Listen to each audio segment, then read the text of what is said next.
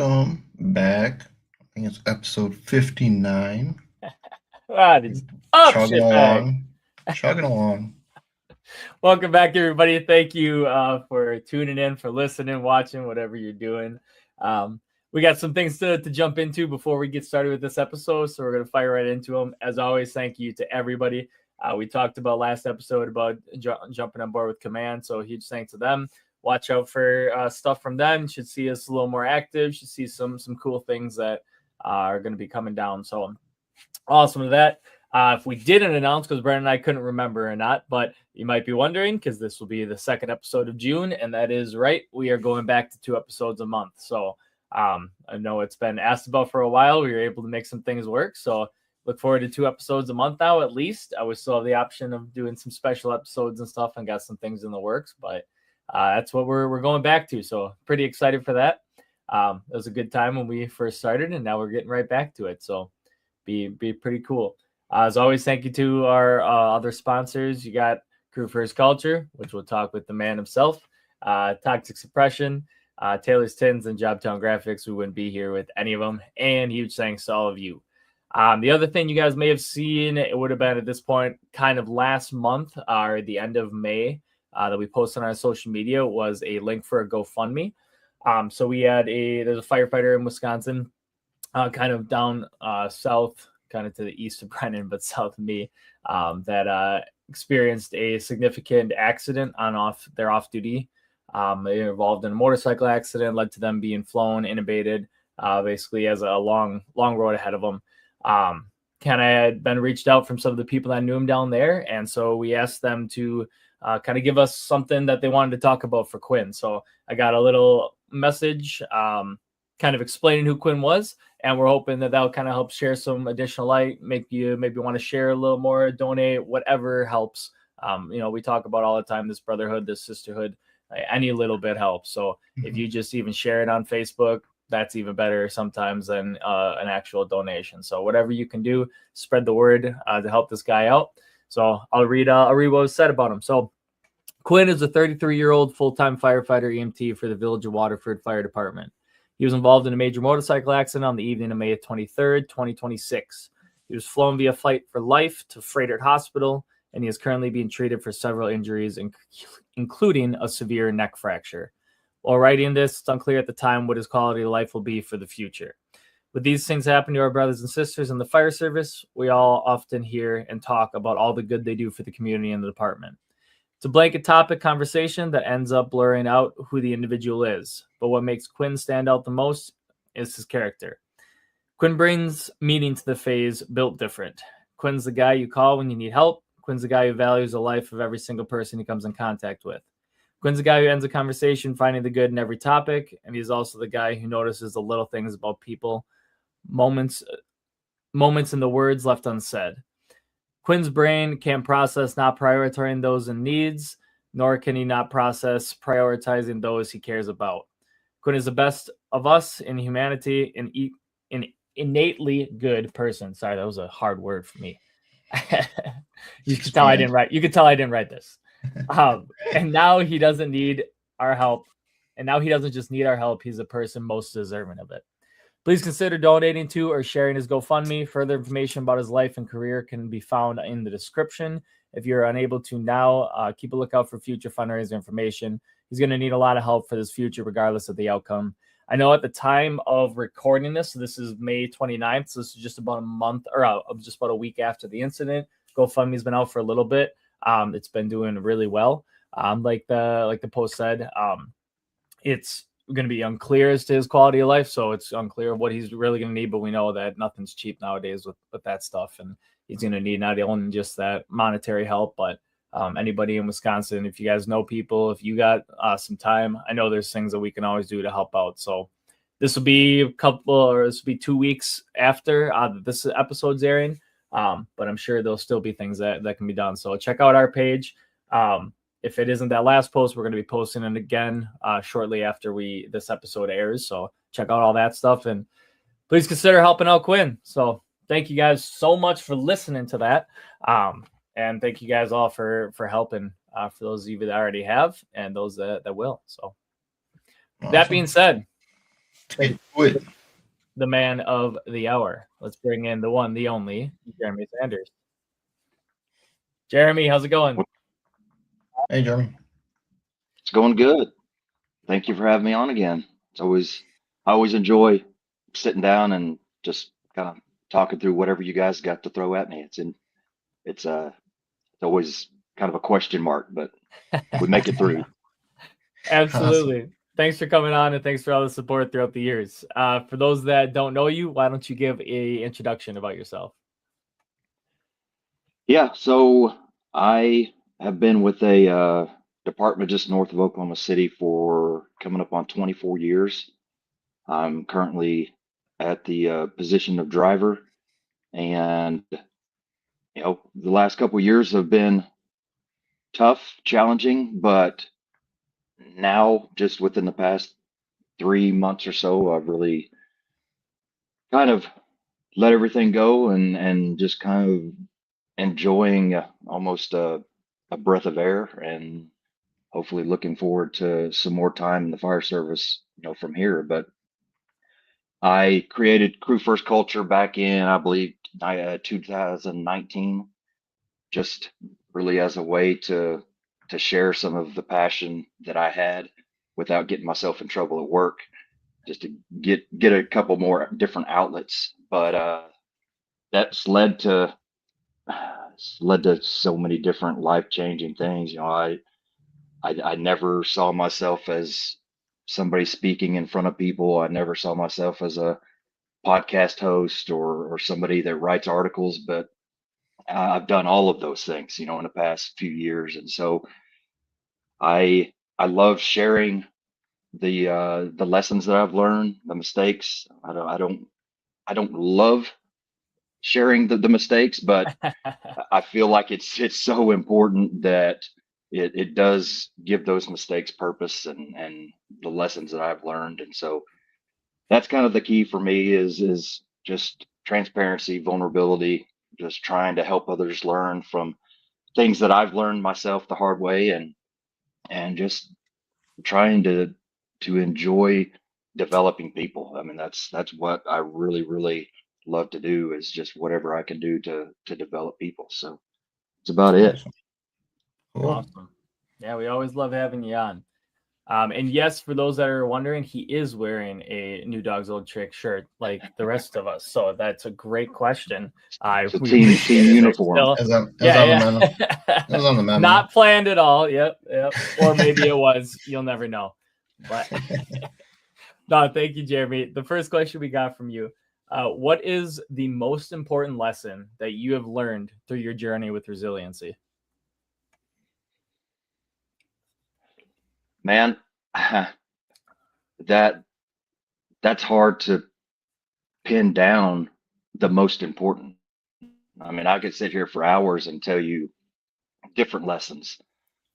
I think the most important thing is, and this is halfway joking, but it is very true, I feel like, is if you pray for strength, if you pray for patience, if you pray for humility or wisdom or whatever, don't expect that to come in a package that you open up and oh, there it is, I have it now. Expect it to come in the form of adversity that helps you to grow in those areas. And that is kind of a perspective that I've really have to maintain myself to kind of keep me grounded, because that's exactly the type of person I am. I want to grow. I want my resilience to build over time, and to gain wisdom and perspective and all these things. And so me asking for those things and praying for those things, I can't be upset when all of these adversity just keeps coming, because that's exactly what is going on, is it is teaching me exactly what I asked for. And so I think that is definitely something that I've learned to almost kind of keep me humble and keep me grounded in reality of just, if that's who I truly want to be, if the best version of myself is who I truly want to work towards, then I can't I can't be upset when these things that are refining me as I go through them are happening, because that's Yeah. exactly where it's taken me. And so that's the biggest thing. That probably something else that I would love to just mention, because resilience is such a big thing for me now, especially within the past 2 3 years, is you you can't do it alone. You absolutely cannot do it alone. You're going to be overwhelmed. You're not going to be able to handle some things if you just continue to do things on your own. I've tried to do that in the past. My early adulthood and all the challenges that I went through at that time. I was in the fire service, and I never said a word about any of it. All the stuff that I was dealing with at home, wearing me down, just completely emotionally exhausting me and physically exhausting me. And then I show up to work, not say a word to anybody, but I'm sure everybody could tell that either something was going on, or I didn't have what I should have to give to the job. And Man. so it just happened by accident. But one day, I just shared some things with a close friend of mine that I was working with at the station. And man, it was like a turning a corner in my life event. He turned around and shared some things that he had been going through that he hadn't shared with anybody. And just from that moment on, I realized that I don't care what people think about me with what I'm going through, what I feel like is a challenge. Maybe they don't. I don't care. But if I don't share these things, then I could possibly be robbing somebody else of something they need to hear to help them to be strong enough to keep going. Mm-hmm. And that, at that moment, it really gave those challenges and that adversity and that pain, it gave it purpose. And it's almost like it helped me to be okay with all of it. And so that's just kind of something that I've tried to continue, since then. Is no, I'm not going to just spill my guts to anybody, anywhere, anytime. Mhm. But Yeah. if the situation arises that I feel like either I just feel like something I need to say, or if something I hear is leading into something that I may have to share, then I need to do it. And that's been a really good lesson for me to give that pain the purpose that it needs, so that I didn't go through it for nothing. Yeah. I went through it for growth for myself, and lots of other little things, but also I went through it so that I can use it to help others. And so those, all of those things, I think are the biggest lessons for me. And it's lessons that Absolutely. help me understand it's okay. It's okay to struggle. It's okay to go through things that you don't think are fair, or you don't feel like you deserve. That shouldn't even be in your vocabulary, because it's not about that. It's about the path. It's not about the challenges that you're facing right now. It's about the path ahead of you. And so Awesome. Yeah. that's I like that's the it. long version. I like it. I like That's it. the answer. Yeah. Next one we have is, what does it mean to be a leader?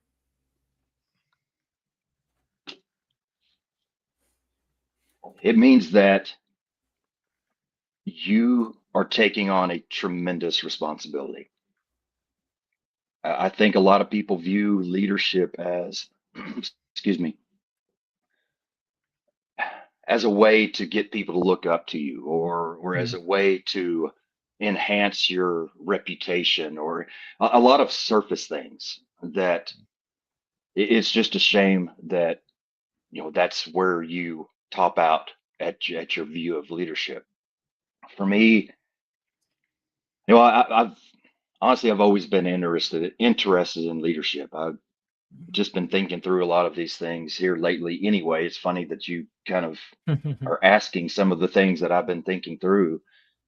But just back to youth sports, I wasn't specifically thinking, man, I want to be the leader of this team, but I just enjoyed kind of, what entailed leading and being kind of a voice and all that.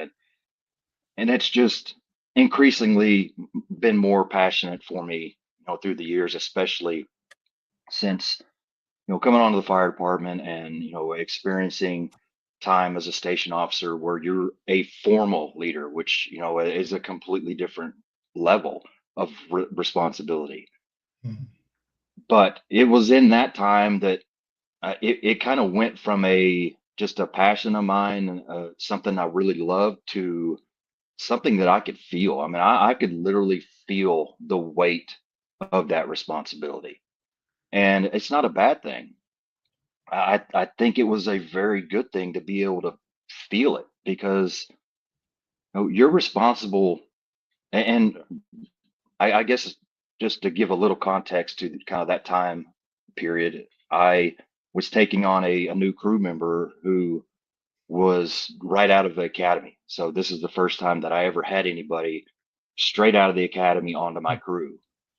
And with some discussions from some other people that I'm really close to, they kind of helped me realize that, man, this is about a lot more than just making sure your crew is happy and making sure your guys don't get in trouble. You know what I mean?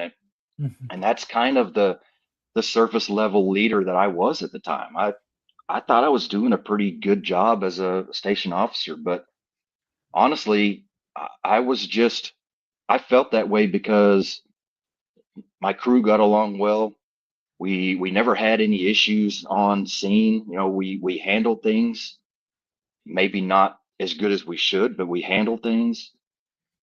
There wasn't anything to say, hey, you need to do better, until then. And I realized I am responsible for this person's career path. Hmm. If I continue on the leadership path that I'm on with him, I'm not gonna I'm not gonna prepare him for anything. He's just going to be average whenever the time comes that he leaves me.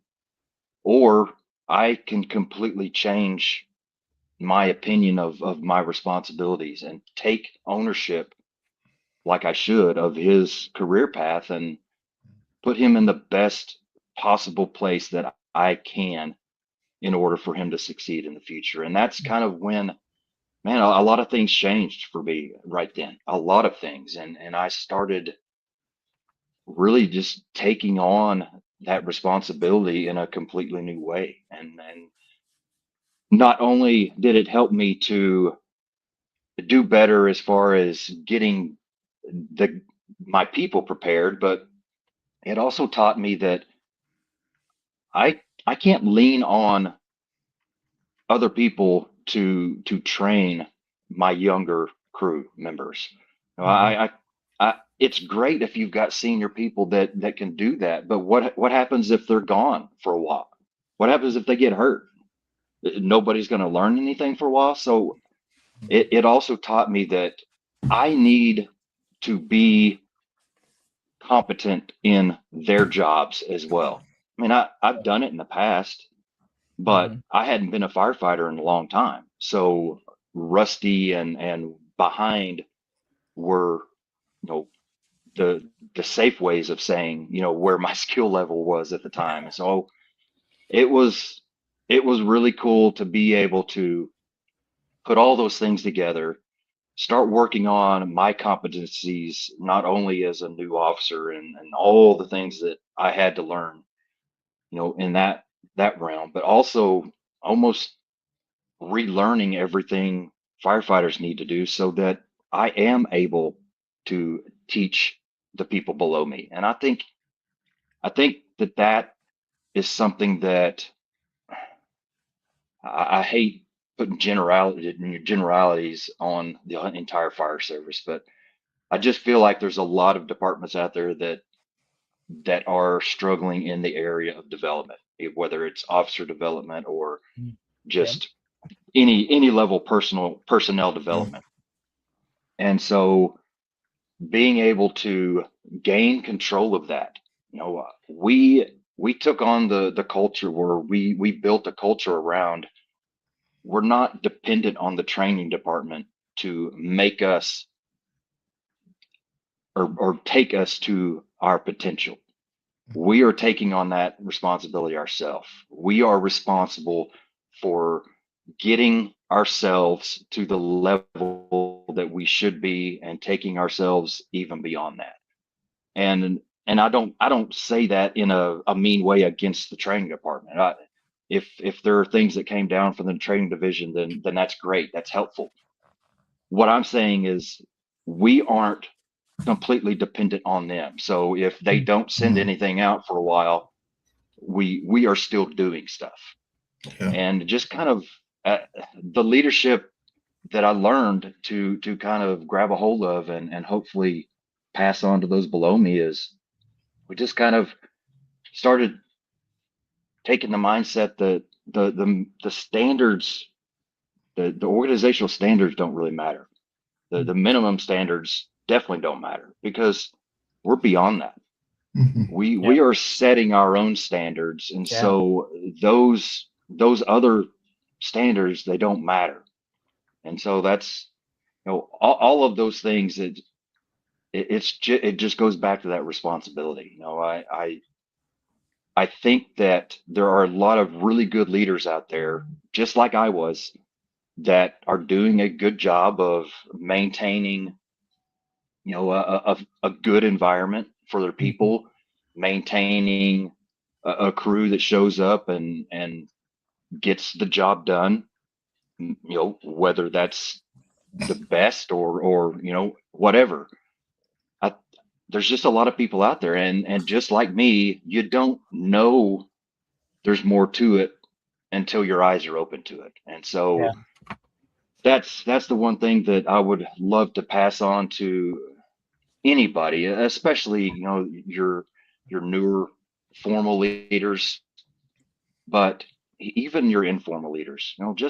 Just opening your eyes to, there's so much more than just the surface level of kind of taking people in your whatever under your wings and hoping that they follow you in a good direction. It just goes so much deeper than that. So that's, again, that's the long version of what I think leadership is. A lot of good lessons in what you said about taking stuff beyond the surface level and actually thinking about the deeper level stuff.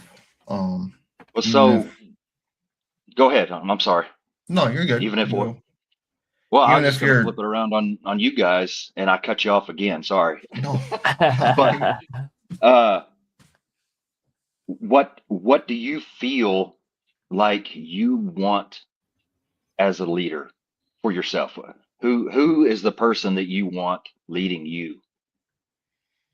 I think I would want someone that understands me as a person and understands my goals and goals and where I want this career to take me, and be out there training with us as the crew as they can. I know a lot of leaders have a lot of paperwork and stuff like that, but my captain, for example, really good leader. He's out there training with his crew. He knows everyone's strengths and weaknesses, and we work everyone's strengths and weaknesses as a crew. He allows the crew members their strengths. He allows them to teach it and kind of instruct that strength, and he's always there. So I really admire his leadership style. Yeah. I think you absolutely hit it on the head when you talked about being in it for more than just that face value stuff. With your talking about just guiding that trajectory, Because if you are a leader that just wants the title, because then people will respect you with the title, which is not true. It's earned, not given. But and you just show up every day and you're like, yep, I'm a lieutenant. This is what we're doing today. This is what this is gonna go. Like, that's not gonna do anyone any good. But if you come into work and you're like, kind of like Brennan was talking with his captain, and I've had some awesome officers in my career so far, where it's like, hey, you got a guy that's working on their acting engineer, or they're going to be testing for engineer. You got a guy that's working on lieutenant. You got a guy like, and you let them start making some of those decisions. Or when there's an opportunity, it's like, hey, what do you think about doing this? Like, hey, we got to do pump training today. Why don't you run the pump training? Doing things that will further their education instead of just worrying about your career. Yep, I'm here now, so I get to make all of the decisions. So the rest, everyone has to listen to me. Like, that's absolutely where you gain respect as a leader, and whereas the crew is going to thrive, because then you're, like you said, you're not building just robots, because leaders can get hurt too. And you see it all the time. If the entire crew is solely based on the leader, they don't do anything until the leader says something, then that leader gets hurt, that leader gets sent out, that crew is not going to function. Like, it doesn't matter if an acting lieutenant, captain, or an actual, someone that's in the role goes out there, like, they're not going to be an efficient crew, because their pillar is gone and they don't know how to operate without that. So, Also, for passion. sure. I think passion, the leader has a true passion in the job and a leadership role. You can see that. If you don't see they don't have passion for the job, I think then you're not really listening to them. Or, you know what I mean? If you can see the true passion that he has for his people in the job, I think that goes a long way. And that kind of creates the passion, the younger people on the crew, and even the senior people in the crew. Oh, yeah. Yeah. Well, one more thing before you move on, because you caught me a minute.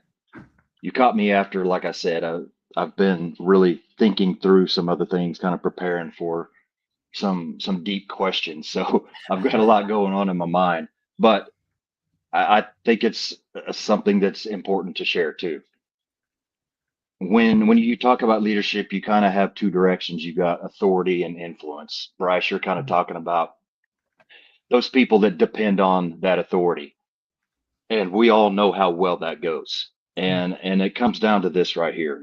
Authority, yes, it can make somebody do something right now. In the short term, you can get results, but you can't demand better morale. You can't demand people that follow you. You definitely can't demand respect. You can't demand people that want to do the job better than just a minimum level. There's all these things that you can't demand. You can't have that authoritative mindset and get anything like that done. However, you can have a positive influence on all of those. So that's, for me, when breaking it down into as simple as I can, it's about the influence.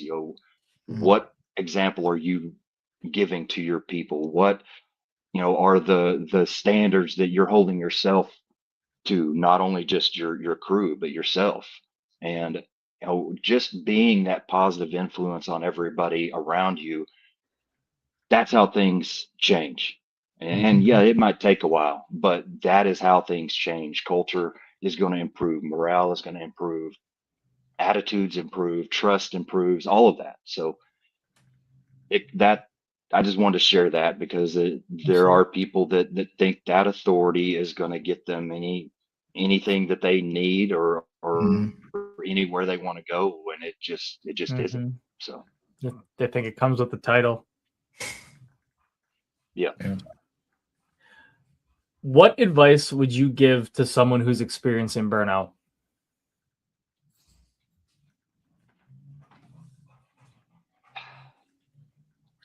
Do some research.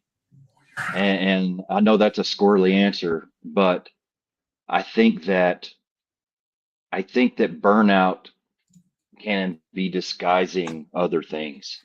I feel like I've definitely had my periods of burnout, but the more I learn about, different things like moral injury and organizational betrayal and things like that, the more I'm starting to realize that I wasn't really burned out. I was just experiencing a lot of pain, a lot of Mm. hurt. I was, you know, I, it's a great time to talk about, moral injury. If you are listening and you haven't heard of moral injury, look it up, look into it. I promise you, if you've been in the fire service very long, there's a good chance you've experienced it, and you may have been told or think it's PTSD or burnout or whatever else, but it, it it very well could be moral injury. But Mhm. moral injury is something that we experience because it's the pain that we experience when reality doesn't match our values. If I am expecting the world to go a certain way and the reality of the world is a completely different way, then that affects me in a bad way. It can happen by doing things that we feel we shouldn't have done. It could happen by not doing things that we should have done. It could happen by feeling betrayed by, those, especially those that you're being led by, or people that you have a response or a relationship with. So it can be from like the loss of a title or a loss of a feeling of that you're doing any good anymore. There's so many different ways that moral injury can affect you. And I think that for me, not every time, but I think a lot of when I felt burned out and just checked out and almost done with the fire service, I look back and think, it was because I was dealing with some more injury issues, and they hurt. That Mhm. a moral injury is basically an injury to your spirit. I mean, it affects you deeply. And for me, and without going into details, I think the biggest thing with moral injury and why it hurts so bad is it is inflicted where you are most passionate. For Mhm. me, leadership, obviously, is where I'm most passionate. Am I perfect? Am I, the pillar of leadership? No, but I'm very passionate about it. And so my deepest wound that I ever experienced was targeted directly at my leadership abilities. Mhm. Being told that you aren't competent to lead, you are a danger to people, you are, all these things, and it's like if those if those things happened in different areas of my life, it probably wouldn't have hurt as bad. But when you tie so much of your life and your emotions and everything into certain areas, and those are the ones that are getting attacked, it's hard. It hurts, Mhm. and especially if you throw betrayal on top of that. There is a lot of things that you're gonna have to work through. So uh, that's the thing. Everybody, I think, in a long career, everybody experiences some level of burnout. At least Yeah. once. I've went through a lot of periods. In 24 years. The ups and downs. It it also helps to be a part of a group of people that are engaged, whether that is a Yeah. group of people within your department, or if you don't have that, start going to conferences, start going to training, start making friends outside of your department, because that is something else that has probably more so, I would say. This is the most important thing for me through my downtimes has been just kind of leaning on those outside of my organization Mhm. to keep going, whether that's sharing stories back and forth and starting to realize that, man, I'm not the only one dealing with this stuff. It- it's everywhere. Lots of people are dealing with this stuff. so that it helps you not feel so isolated and alone, or Mm, just having somebody there to pick you up, keep you going, carry you for a little bit, and know that you're going to be there to carry them, in their down times. And so mhm, that, I think, is the most important piece to stay engaged, is to broaden your network, get some good solid people that you can trust, that when you need a pick me up, they're going to be there, and be willing to do the same for them. But that's very important. yeah, Absolutely. for sure. What or who has been the most important fire service relationship you have made in your career?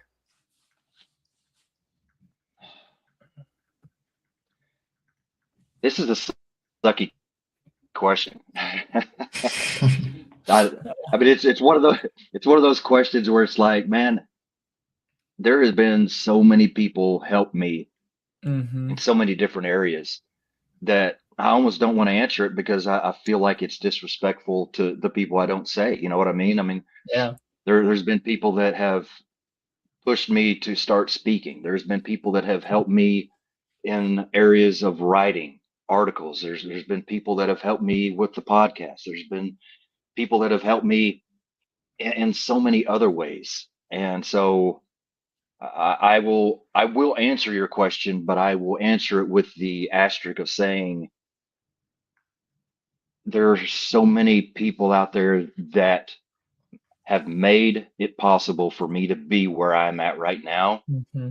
that it's almost unfair to them to not include them. But for the fairness of you guys, I will answer that. And I will say that the reason I am comfortable answering is because this person hasn't just helped me in like the tangible areas of becoming a better writer, or figuring out the podcasting host issues, and things like that, which are very, very helpful. And I'm very thankful for all that have helped in those areas. But this person has changed my life because of the knowledge that he has shared with me, and the example he is, and just and probably who I was going to say before I even started answering. But it's got to be Rick George. I mean, it's got to be. I I feel a connection to that man more than probably any other person outside of my immediate family. Yeah. And to be honest, I would say that I have felt pretty close to that before I even met him. Yeah. I say it all the time. He's one of my favorite humans for Hmm. sure. But what's funny is I started thinking about it, and I'm pretty sure I stated that on a podcast before I even met him. Just just watching, the YouTube videos that he has out there, Hmm. reading the book that he and Dave and Bob wrote, and just kind of getting to learn about him before I even knew him Yeah. was awesome. And then I met him virtually, having him on as a guest on the podcast a few times, and just really, really started connecting more and more to him, and had a few phone calls here and there, and finally got to meet him a while back. And it's I just he means a lot to me. He is an amazing person. There's no way that anybody could ever quantify the number of people that he has helped. I mean, the guy is constantly reaching out to help people, give them resources, to talk them through things, and it's just amazing. And so that thing, I have something else I was going to say, and I completely forgot about it. But being brought on to the cadre, Mm, Yeah. with you guys went through the class. I'm sure you've mentioned it a bunch. I've mentioned it a ton on my podcast, just the impact that we see in people from 8 o'clock on a Thursday morning to 8 o'clock on a Friday morning. There's different people walking out than walked in. And Mhm. it is crazy to see that. And he is the foundation of that. And, he's kind of passed the torch on now because he's done his part, and he's ready to kind of step back. But he's passed the torch on to some amazing people that are going to keep that going. But Mhm. Absolutely. he, I know your post for this episode. I sent you a couple pictures of Rick, and yeah, I got to hang out with Rick almost every day at FDIC, and that was my favorite time. That was my favorite part of the whole conference. I just enjoying that time with him and talking and reconnecting. And if you haven't looked at the post, go back and look at the post because it's probably You easy might have to missed it. miss. You might have missed. You But might have missed Rick. I had Dave Gillespie, who is the co-author of the book with Rick, but he took a picture of me by my sign, as the instructor at FDIC, like everybody does. And Rick is poking through the other side of it. It's just a special picture to me. It's just being goofy, but I love it. So go back and check that out because it's hilarious. But that's who I got to pick. Awesome. All right, so we're gonna go do the kind of new generic questions that we kind of came up with. First one goes: looking back, what advice would you give yourself when you started?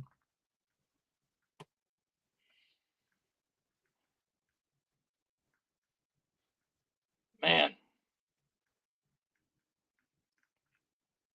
hold on, get ready. I mean, I don't know. It's just I'm one of those people that I I don't want to ever think, well, I wish that wouldn't have happened, or I would want to change anything. I mean, all of the hardships, both personally and professionally, I don't ever look back on anything and want to change it.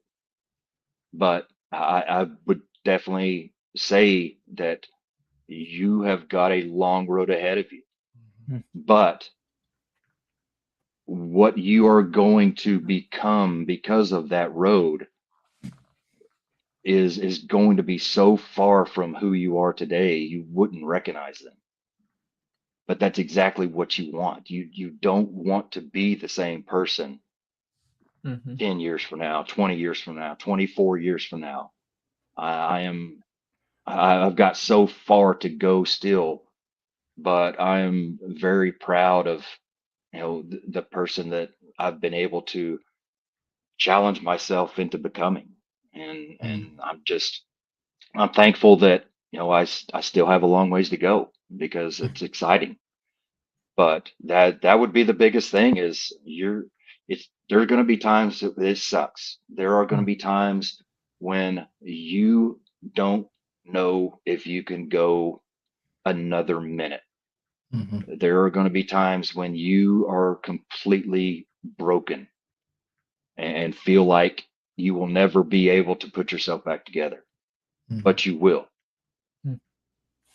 And you have to keep going. You have to continue on the path. The path is already laid out. It doesn't matter if you want to be there or not.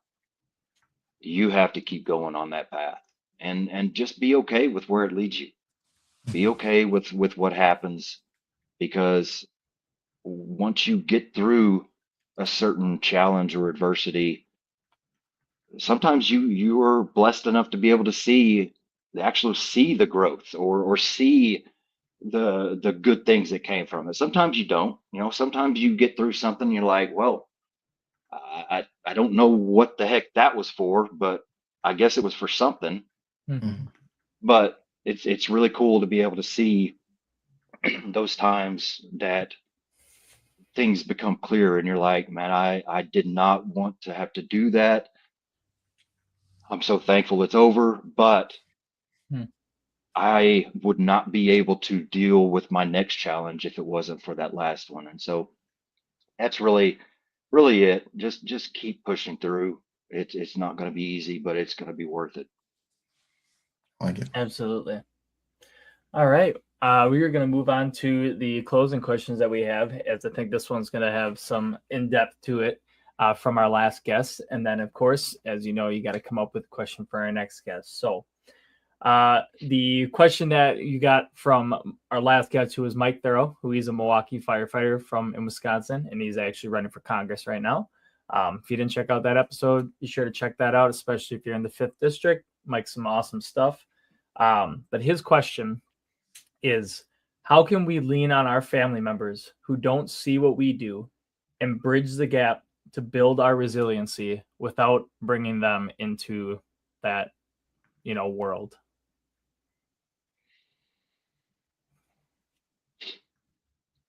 I think there can be transparency without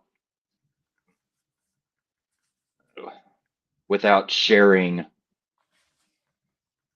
too much. And I'm kind of just trying to think through how I'm saying this as I'm saying it, but I think that we can go home and we can say, I had a hard day. I saw some things that I wish I didn't have to see.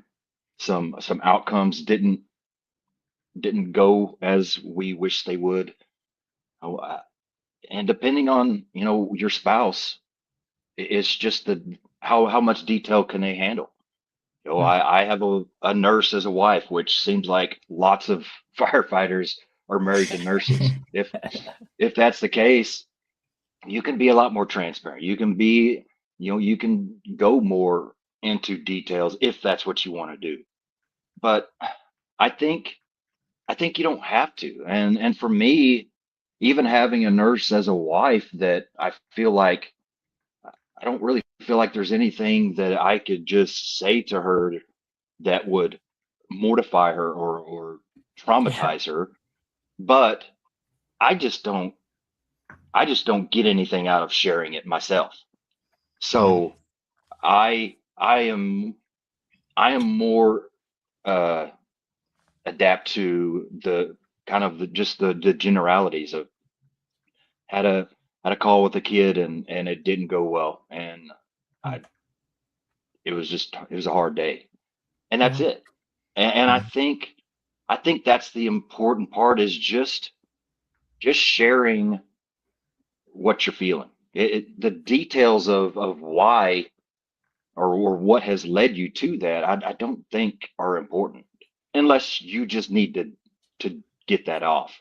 Yeah. To me, it's the details of what is hurting, what is challenging, what is kind of in your way right now of being the person you probably should be at home. And just having having honest communication with your partner about what they can handle. I think maybe that's where it needs to start, is getting a true idea of what they are comfortable hearing before you truly need to share that. If you Yeah. have a spouse that is very very sensitive to that stuff, then it would be nice to know before you need to share something. Mm. And in those cases, you got to kind of maybe give a little bit. Yeah. Maybe I don't share as much, and maybe she or he, whatever, it tries to go a little bit farther than they're comfortable with, whatever it is. But it's just clear communication, transparency, and being honest about how you feel. And I think another big piece of this, and this goes to us being transparent with ourselves, is don't overuse it. I definitely feel like there have been times where it's like, I'm just tired. Nothing emotionally is wrong with me. Yeah. I just want to go lay down for a little bit. Don't don't falsely use the emotional stuff in those times. Like just had a hard night, or I want to go, rest for a little bit, or eh, just be honest. I'm just tired. Nothing's going on. Nothing was really anything yesterday, but Mhm. I just need to rest a little bit. I think that goes a long way, because if you are somebody that just constantly uses the the the things that you see, or the things you've been through, for not only when they really happen, but really as excuses for other times that you just want to be left alone, then Yeah. it over time it's going to lose its meaning, and it's not going to be authentic. So Yeah, absolutely. Yeah, that's that's a great point. That's a great point. Absolutely. So the next part we have in the final closing section is for you to come up with a question for your guest or our next guest, and that guest is Adam Yarsh. It's kind of, as I'm thinking about it, with the how we opened this, we talked about Quinn, who's going through a situation right now. Adam went through a very similar one about a year and a half ago. He was involved in an accident off duty that's left him paralyzed from the waist down. And so he came to our last old fashioned fools meeting and kind of talked about his journey. A lot of spiritual stuff in it, but also just really resiliency is what it came down to. So he's our next guest, and it's up to you to come up with a question that we're going to ask him.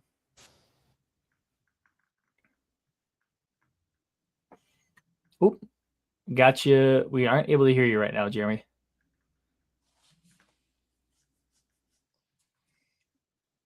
Happened again.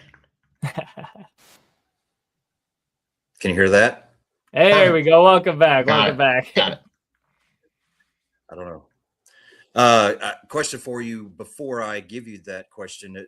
Are you going to ask him the same questions as you did me, like the resiliency and things like that? We are not. So we'll have the same kind of four questions. We only got to one of the new questions today, but that's totally fine.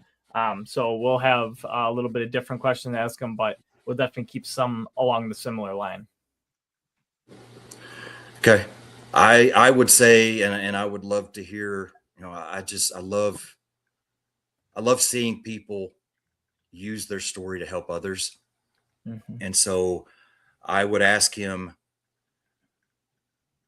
how he has found that he can use his story to make a positive impact on others, and how he plans on continuing that. I think that would be really interesting to kind of hear what he has learned, and how he has kind of used those challenges to help others. Absolutely. Yeah, I won't steal his thunder, but I know he's got some awesome plans of how to utilize that. So it'll be pretty cool to have him on. When this episode comes out, it'll be June. So his episode will either be just before or right after firemanship. So I'll use this as a little one to shout him out. If you're going down to firemanship, he is going to be presenting down there last I talked to him. So it's going to be a little bit of a trial run while he's on the podcast with us, because I'll be recording before it. But if you're going to be down there, go and make sure if anybody is interested, go check him out, hear from him. So, but yeah, that's all the questions we have for you. So this last section hasn't changed, where it's just kind of the wrap up, the kitchen table, we call it. If there's anything that you want to share, any other things you want to talk about a little bit and get on, floor is yours. No, I think we talked about some pretty good stuff. I mean, I really enjoy kind of being able to get a little deeper into some things like that you asked, and my opinion on stuff. So it was fun. The only thing that I have coming up right now is I will be speaking at the Safer Conference, and that's in Raleigh, North Carolina, in August. I don't know the exact dates, but if you're up that way, please come by and see me, and I'll be putting in for some other conferences here pretty soon. So hopefully there'll be more in the future, but just trying to trying to kind of get back into the swing of things. Hopefully, Mhm. hopefully Yeah. things can open up and I'm able to do more than I have here in the past couple of years, and just looking forward to sharing my story and meeting people that have a great story themselves. So that's it. Awesome. Absolutely. Well, thank you as always for coming on. I know we make sure we thank Crew First Culture, and most of our listeners know that that's you as well, but or that you're the man behind the scenes. But we can't thank you enough for really getting us to this point. I mean, you're the one that gave us the first start. Kind of saw the hope in it, and now here we are, almost 60 episodes later. So It's crazy. Yep. thank you Yeah. so much as always, and thanks for taking bet. some time to share some awesome stuff, to dive into some great leadership. And as always, we always tell people to check him out. But if you guys want to hear more, check out Jeremy, check out Crew First Culture. He's got his own podcast, he's got his own stuff. Like he says, he's teaching as well, so you'll be able to find him anywhere. And don't do what we did when we first met him and be scared to walk up to him, because he's not scary. He doesn't have the scary mustache anymore either, as much as I tell him I want it back. Awesome. But thanks for coming on, Jeremy. Thank you everybody for listening. And as always, don't be a shitbag. Thanks, Jeremy, for coming on. Don't be a shitbag.